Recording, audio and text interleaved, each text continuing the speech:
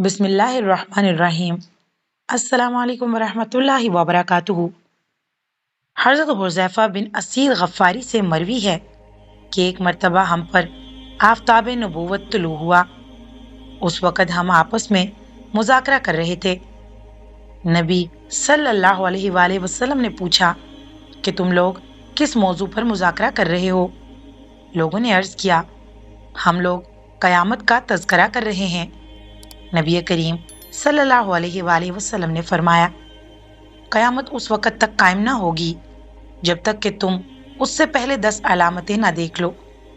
फिर नबी सल्लल्लाहु अलैहि वसल्लम ने धुएं, दज्जाल, दाबतुल अर्ज़, सूरज के मगरिब से तुलू होने, हज़रत ईसा अलैहिस्सलाम के नज़ूल, याजूज माजूज और 3 मरतबा ज़मीन में धंसने के वाक़यात पेश आने का तज़करा फरमाया।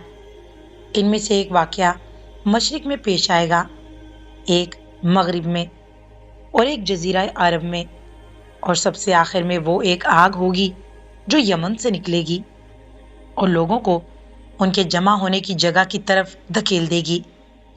इस हदीस में नबी सल्लल्लाहु अलैहि वसल्लम ने क़यामत की 10 बड़ी अलामतें बयान फरमाई हैं, लेकिन ये बात वाज़िया रहनी चाहिए कि नबी सल्लल्लाहु अलैहि वसल्लम का मकसद इन अलामात में तरतीब ज़मानी का ख्याल रखना मकसूद नहीं है और ना ही ये अलामात ज़मानी तरतीब के मुताबिक हैं, बल्कि इनमें से कुछ अलामात वो होंगी जो पहले ज़ाहिर होंगी और कुछ अलामात उनके बाद ज़ाहिर होंगी। यहाँ इन अलामात की मुख्तसर वजाहत दर्ज की जाती है ताकि हदीस का मफ़हूम वाज़िया हो जाए, लेकिन उसके लिए हम नबी सल्लल्लाहु अलैहि वसल्लम की तरतीब में तब्दीली पैदा नहीं करेंगे और इसी तरतीब से उनकी वजाहत करेंगे। चुनाचा सबसे पहली अलामत नबी करीम सल्लल्लाहु अलैहि वसल्लम ने एक धुआं करार दी है। मुहद्दिसीन ने इसकी वजाहत में तहरीर फरमाया है कि क़यामत के करीब एक दिन कहीं से धुआं निकलेगा।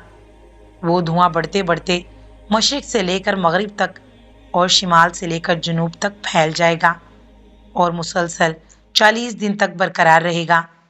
जाहिर है कि जिसकी वजह से लोग सख्त परेशान हो जाएंगे, क्योंकि अगर किसी घर में लकड़ी के चूल्हे पर रोटियां या सालन पक रहा हो तो वहां से निकलने वाला मामूली धुआं लोगों के लिए नाकाबिले बर्दाश्त होता है, और अगर ऐसा धुआं निकले जो पूरे आलम को अपनी लपेट में ले ले, लेकिन उससे भी ज्यादा ताज्जुब की बात यह है कि मुसलमान उस धुएं की वजह से सिर्फ नज़ला और जुकाम का शिकार होंगे, जबकि मुनाफिकीन और कुफ्फार उसकी वजह से बेहोश हो जाएंगे और कई कई दिन तक बेहोश रहेंगे। बिलाखिर 40 दिन के बाद ये धुआं खुद ब खुद गायब हो जाएगा। दूसरी अलामत दज्जाल का खुरूज है। इस पर तफसीली कलाम अनकरीब आया चाहता है। तीसरी अलामत दावतुल अर्ज का खुरूज है। दावतुल अर्ज का लफ्जी मानी होता है जमीन का चौपाया, और इससे मुराद दीमक होती है जो लकड़ी को चाट जाती है और लकड़ी भुरभुरी होकर बेकार हो जाती है। लेकिन जब अलामात क़यामत के बयान में ये लफ्ज़ बोला जाता है तो इससे मुराद वो मखसूस जानवर लिया जाता है जो क़यामत के करीब खरूज करेगा। उस जानवर का चेहरा और कदो कामत आम जानवरों से मुख्तलिफ होगा। क़यामत के करीब एक दिन हरम काबा में जलजला आएगा, जिसकी वजह से सफ़ा पहाड़ी शिक हो जाएगी और उसमें से ये जानवर निकलेगा। उस जानवर के एक हाथ में हज़रत मूसा अलैहिस्सलाम की लाठी और दूसरे हाथ में हज़रत सुलेमान अलैहिस्सलाम की अंगूठी होगी। वो जानवर पूरी दुनिया में फिर जाएगा और हर शख्स पर निशान लगाता जाएगा। जो शख्स मुसलमान होगा, ये जानवर उस पर हज़रत सुलेमान अलैहिस्सलाम की अंगूठी से निशान लगाएगा। उसकी पशेमानी पर मोमिन लिख देगा, और जो शख्स काफिर होगा, ये जानवर उस पर हज़रत मूसा अलैहिस्सलाम की अंगूठी से मोहर लगा देगा और उसकी पेशानी पर काफिर लिख देगा। यह जानवर इंतहाई तेज रफ्तार होगा और कोई शख्स दौड़ में उसका मुकाबला न कर सकेगा। मोमिन और काफिर के दरमियान इस इम्तियाज के बाद इसे ख़त्म करना मुमकिन ना होगा, और 1000 तरह के जतन कर लेने के बाद भी पेशानी पर लिखे हुए लफ्ज़ मोमिन या काफिर को मिटाया ना जा सकेगा, और मोमिन और काफिर की शिनाख्त इसके बाद निहायत आसान हो जाएगी। चौथी अलामत, जो कि क़यामत की इंतहाई करीबी अलामत है, اور اس کے بعد کسی کا ایمان لانا معتبر نہ ہوگا۔ سورج کا مغرب سے طلوع ہونا، اس پر تفصیلی کلام اپنے موقع پر آئے گا۔ چھٹی علامت یاجوج ماجوج کا خروج ہے، جو حضرت عیسیٰ علیہ السلام کے زمانے میں ہی ہوگا۔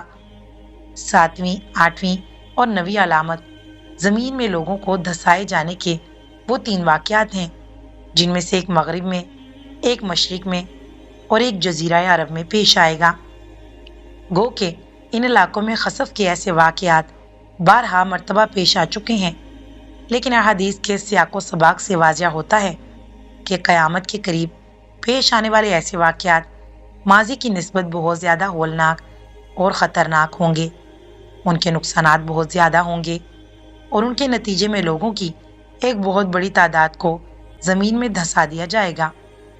10ویں اور آخری علامت سرزمین یمن سے ایک آگ کا خروج ہے، جو لوگوں کا پیچھا کرے گی اور انہیں گھیر گھار کر ملک شام میں جمع کر دے گی۔ خلاصہ کلام یہ کہ قیامت سے پہلے ان 10 علامتوں کا پورا ہونا ضروری ہے۔ جب تک یہ علامات پوری نہ ہوں گی قیامت نہ آئے گی۔ واللہ عالم۔ قیامت سے پہلے 30 دجال رونما ہوں گے۔ ترجمہ: حضرت ابو ہریرہ سے مروی ہے کہ نبی کریم صلی اللہ علیہ وآلہ وسلم نے فرمایا، قیامت قائم نہ ہوگی یہاں تک کہ کچھ دجال اور کذاب بھیج دیے جائیں گے جو 30 کے قریب ہوں گے، اور ان میں سے ہر ایک کا یہی گمان ہوگا کہ وہ اللہ کا رسول ہے۔ تشریح: یہاں سے مصنف ان احادیث کا بیان شروع کر رہا ہے جن کا تعلق فتنہ دجال کے ساتھ ہے۔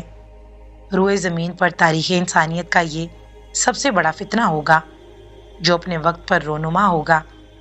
زیر تذکرہ حدیث کی وضاحت سے قبل دجال کا لفظی معنی سمجھ لینا ضروری ہے۔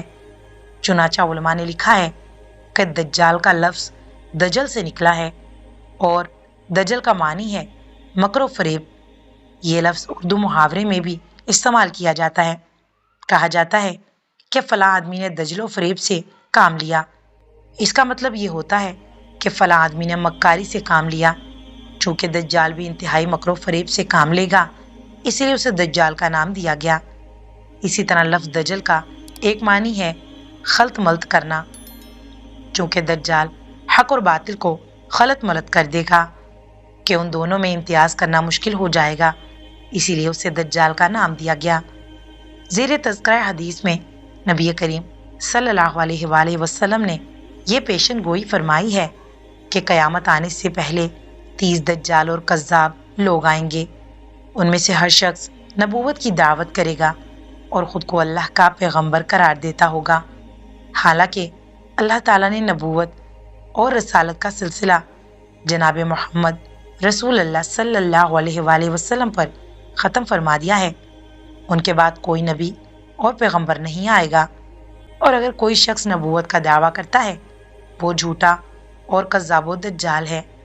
ایسے دجالوں اور کذابوں کا سلسلہ نبی کریم صلی اللہ علیہ وآلہ وسلم کے دربار سعادت سے ہی شروع ہو گیا تھا، اور پھر بہت سے خبتی لوگوں نے یہ تاج اپنے سر پر جمانے کی کوشش کی، جس میں وہ بری طرح ناکامیاب ہوئے۔ ایسے لوگوں کی تعداد بہت زیادہ ہے، اور زیر تذکرہ حدیث میں 30 کا عدد یا تو کثرت بیان کرنے کے لیے ہے، یا پھر نبی کریم صلی اللہ علیہ وآلہ وسلم کا مقصد یہ ہے کہ نبوت کا جھوٹا دعویٰ کرنے والے دجالوں میں سے 30 کذابوں کا فتنہ بہت زیادہ پھیل جائے گا، ان کے معقدین کا دائرہ بہت وسیع ہو جائے گا، اور ان کے فتنے سے مسلمانوں کی اچھی خاصی تعداد متاثر ہوگی۔ بالآخر اللہ تعالیٰ انہیں اور ان کے ہم نواؤں کو تباہ و برباد فرمائے گا۔